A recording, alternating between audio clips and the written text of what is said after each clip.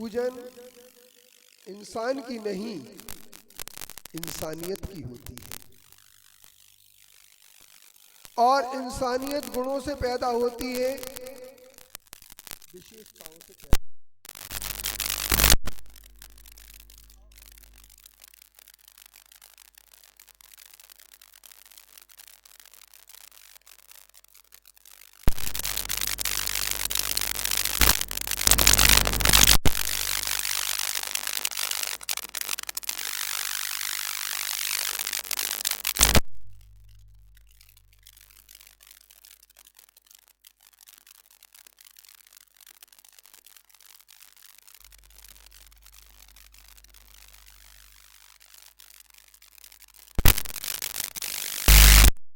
करना होगा। कई महिलाएं क्लास में बैठ जाती हैं और पूजन करती रहती हैं, कोई माला फेरते रहते हैं, कोई कुछ करते रहते हैं, लेकिन एक छोटी सी बात विचारनी है कि हम जिनके गुणों की भक्ति करने बैठे, आज बड़े बाबा का विधान कर रहे हैं, माध्यम मुनि श्री कुंती साहब,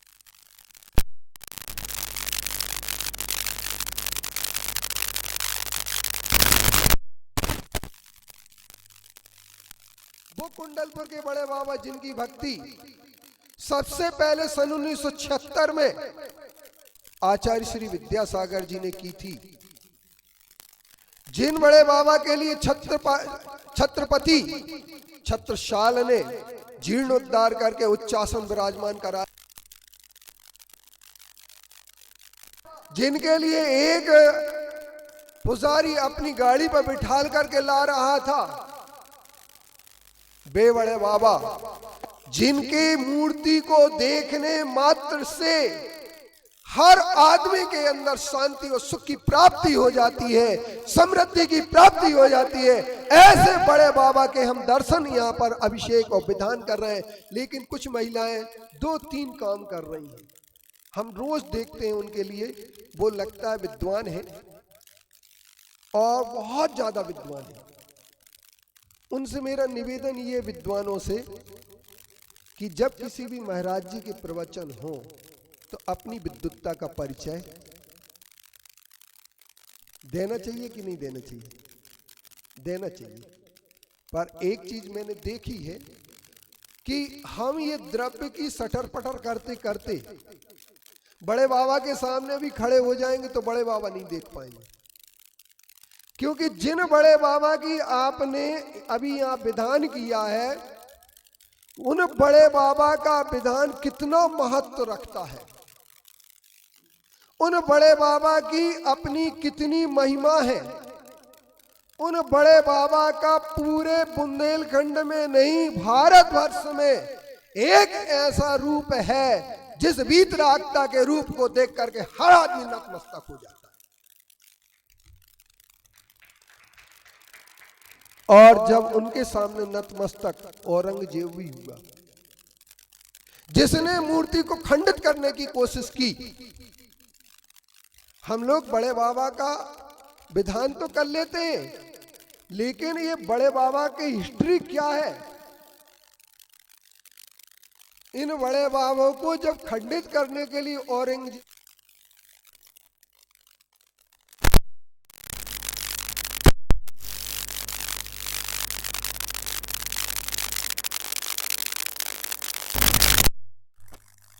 करके और क्षमा मांग करके गया, ये बड़े बाबा का अतिशय था।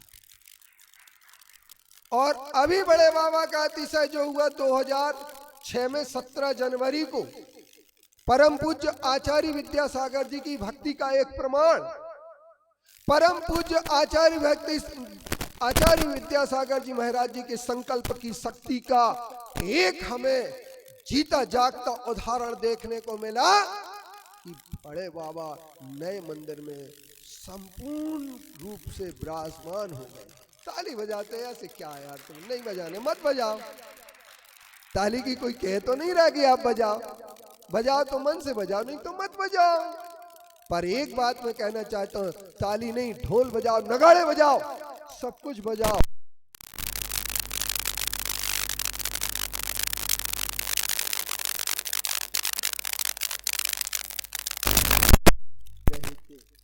आचार्य विद्यासागर जी बड़े बाबा से निवेदन कर रहे होंगे कि बाबा चलो हम आपके लिए इस भूकंप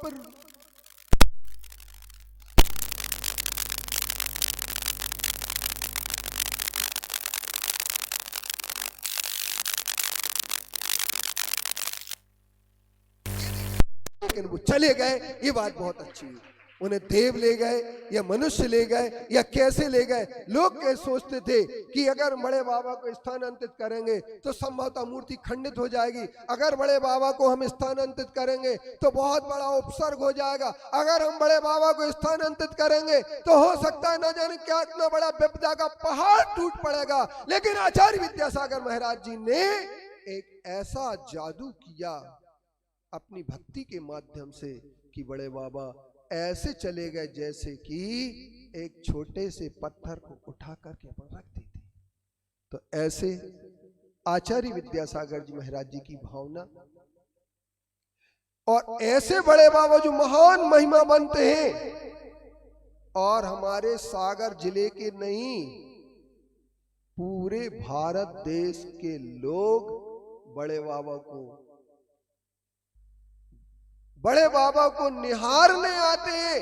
लेकिन हम लोग अपने बड़े बाबा को अपना बड़ा बाबा मानते हैं और अपने बड़े बाबा के दर्शन करने हम लोग साल में 2 बार 3 बार 4 बार जब भी मौका मिलता है तब जाते हैं। और आज हमें जो अवसर मिला है सागर में ही बड़े बाबा की पूजा करने का और बड़े बाबा के विधान करने का हमने जो अवसर प्राप्त किया है, इससे अच्छा कोई अवसर हो नहीं सकता है। और हमने मुनि श्री कुंतु सागर जी महाराज जी के अंकुरण दिवस पर, क्या आप लोग कहें अवतरण, हम अवतरण नहीं मानेंगे क्योंकि अवतार जैनों में होता नहीं। जैनों में क्या नहीं होता है? अवतार। और आचार्य विद्यासागर जी कहते हैं कि जन्म का दिन कोई महत्व का नहीं होता है। एक संस्मरण में सुना दूं, मुक्तागिरी में सन 1990 की बात है कि शरद पूर्णिमा आई तो कमेटी के लोगों ने, ध्यान से सुनना जरा, कमेटी के लोगों ने सहनाई बजाना की व्यवस्था की। आचार्य श्री की सहनाई की आवाज पहुंची, उन्होंने मुझे बुलाया, बोले ब्रह्मचारी जी इधर आओ। नमोस्तु किया, बैठे। क्यों तुम भी मिथ्या दृष्टि हो गए क्या? क्यों आचार्य श्री, तुम भी जन्मदिन मनाने लगे? तुम भी मिथ्या दृष्टि हो गए, तुम भी जन्मदिन मनाने लगे क्या? मैंने कहा नहीं आचार्य श्री, मेरी ये कोई व्यवस्था नहीं है, मैंने ना कोई सहनाई व्यवस्था ना कोई व्यवस्था। आचार्य श्री ने कहा जिस दिन संयम धारण करते हैं वह दिन महत्व का होता है और संयम धारण करने से ही पूजनीयता आती है। आज मुनि श्री कुंतु सागर महाराज जी इस सागर जिले के पास के समनापुर के ग्राम में जन्म हुआ है जिनका, और जिनकी माता पिता का नाम आप लोगों को बहुत अच्छी तरीके से पता हो गया होगा कि उनके पिताजी का नाम सुरेश चंद्र जी था जो एमए थे और एक बहुत अच्छे विद्वान व्यक्ति थे जिनके संस्कारों का परिणाम ये सामने हमारे आया है। और उनकी माँ का नाम संतोष रानी था। और इन सब के मिलने के बाद आपके लिए मैं एक बात बता दूं कि अंकुरण तो हुआ, लेकिन उस अंकुरण का महत्व जब होता है जब अंकुरण फल रूप में आ जाए, अन्यथा अंकुर तो बहुत सारे होते रहते हैं। आप लोगों ने देखा होगा बरसात आती है तो आम की गोई होती है ना, गोई, आम को चूस के जो फेंक देते अपन, उसमें से आम का पेड़ निकल जाता है, अंकुरण निकल जाता है ना। परंतु वो आम के पेड़ में जब बदलता है, फल आ जाता है, तब महत्व का होता है। इसी तरीके से मुनि श्री कुंतु सागर महाराज जी ने जनेश्वरी दिगंबर दीक्षा ले ली, इसलिए उनका जन्म सार्थक हो गया। पर जन्मदिन तब तक सार्थक नहीं होता है जब तक दीक्षा ग्रहण नहीं करते। इसलिए मैं एक बात कह देना चाहता हूं कि मुझे तो एक बात याद आ रही है, वो रही हमारे सतीश जी ने कहा महाराज जी वो संस्मरण सुना दे। जब मैं बैठा 7 जून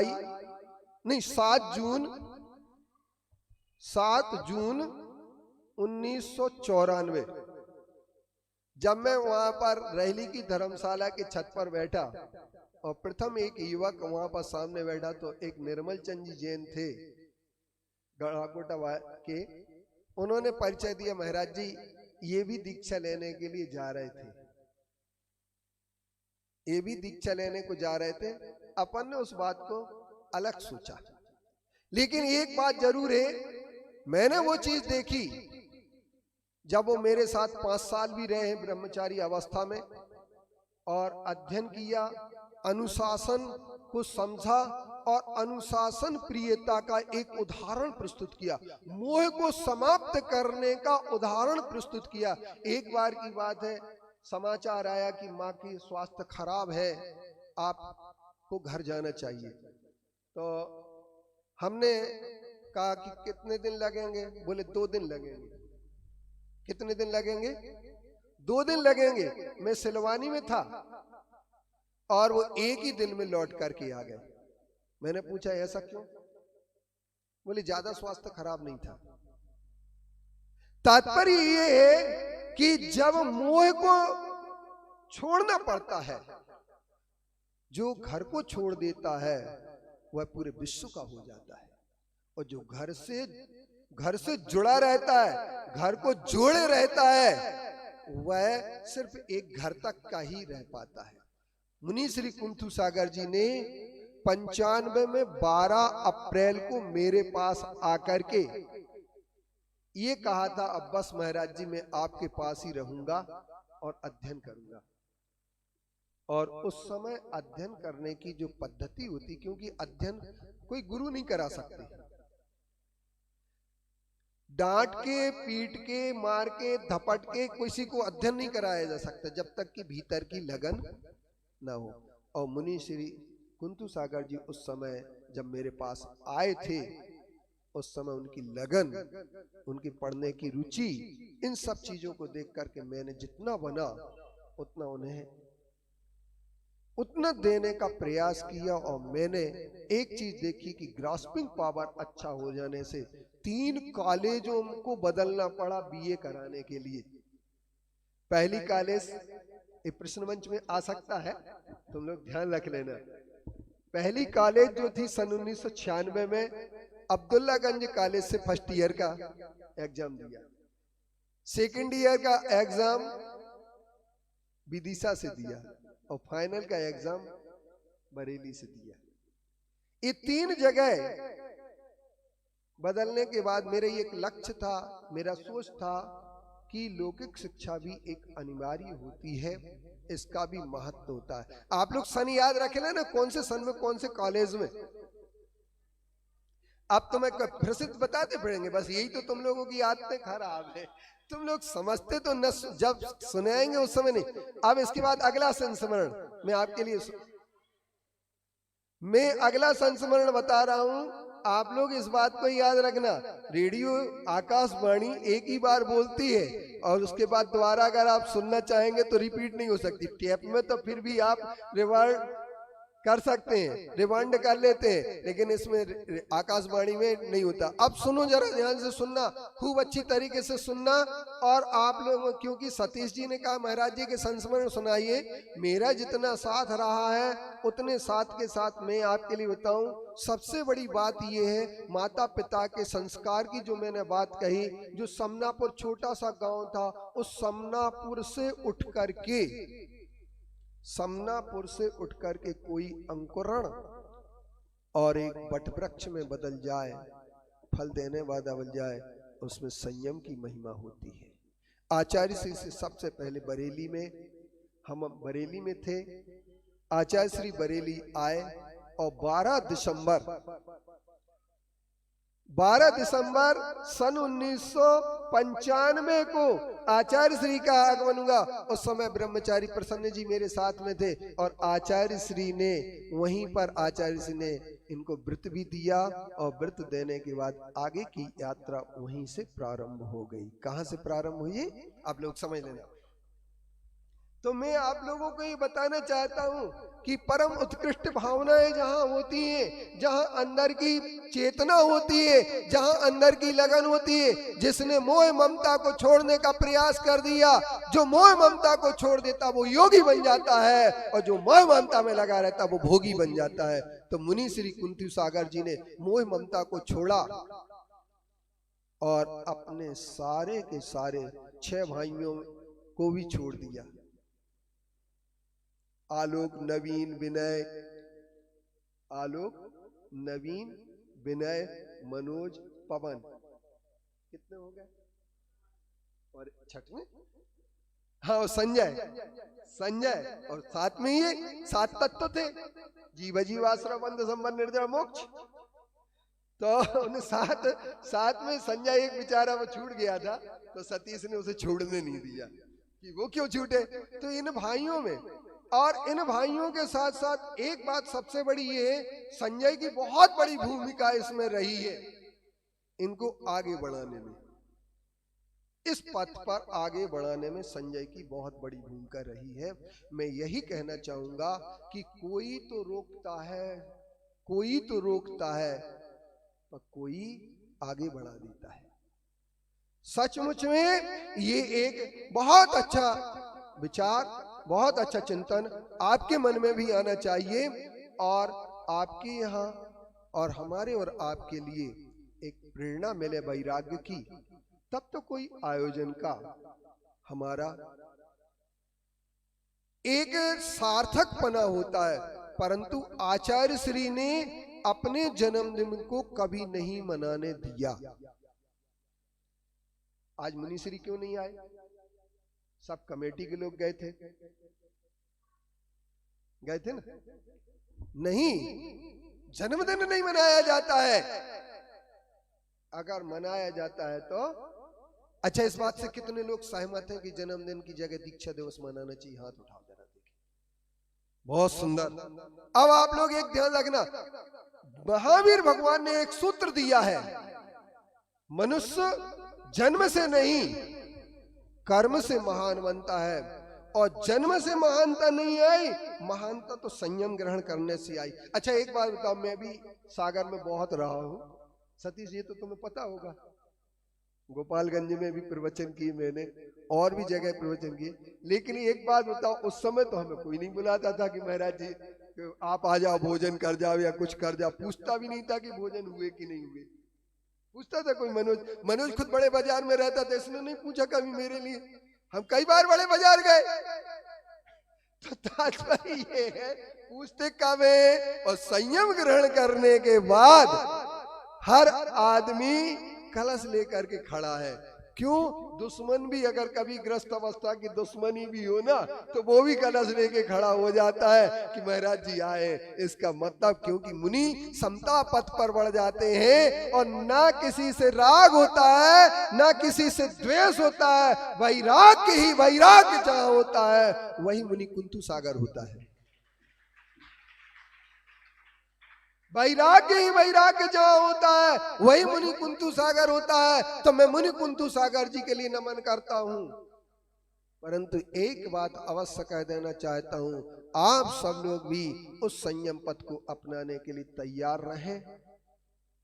तो आपका अवतरण दिवस की अपेक्षा संयमोत्सव दिवस धूमधाम से मनाया जाए, लेकिन समाज का तो ये सोच रहता है जिसका मौका मिला उसको मना लो, नहीं है समझे, जिसका मौका मिला उसको मना लो। मेरे पास लोग आए, मैंने महाराज जी क्या करना, मैंने कहा बड़े बाबा का विधान कर लो, और एक रंगोली प्रतियोगिता करा लो, और इसके बाद अपन एक प्रश्न मंच कर लेंगे। तो प्रश्न मंच होगा, रंगोली भी होगी। ये सिर्फ इसलिए नहीं है कि जन्मदिन है, इसलिए कि संयम ग्रहण करके वे महान बने हैं, इसलिए हम इस जन्म की भी सार्थकता को सिद्ध करना चाहते हैं। तो आप सब लोगों के लिए संस्मरण तो बहुत सारे हो सकते हैं, संस्मरण है क्योंकि आप लोगों का भी समय हो गया है, आप लोगों को पूजन भी करना है, और इसके साथ साथ क्या करना है, विधान का समापन भी करना है, सब कुछ करना है। पर मैं कहता हूँ जयमाला अगर गाना है तो जयमाला अगर तुमको गाना है तो गाओ उस नाम की, जयमाला गाना है तो गाओ तुम उस नाम की जिसने संयम पथ पर चलकर बात करी कुछ काम की। जिसने संयम पथ पर चलकर बात करी कुछ काम की। अर्घ चढ़ाओ, धूप चढ़ाओ और जल फल आठों द्रव्य से उनकी पूजा रचाओ, परंतु एक ध्यान रखो, महिमा संयम पथ की होती, संयम पथ अपनाओ। बोले पंच परमेष्ठी भगवान की, आचार्य कुंद कुंद गुरुदेव की, आचार्य गुरुवर्षि विद्यासागर मुनि महाराज की, मुनि श्री कुंथु सागर महाराज की जय, जी महाराज की जय। चलिए सभी लोग जयमाला करेंगे। जा वाणी के ज्ञान ते सूझे लोकालोक, सो वाणी मस्तक नमो सदा देते हो धोख। हे जिन वाणी भारती तो है जपो दिन रैन, जो तेरो शरणांग है सो पावे सुख चैन।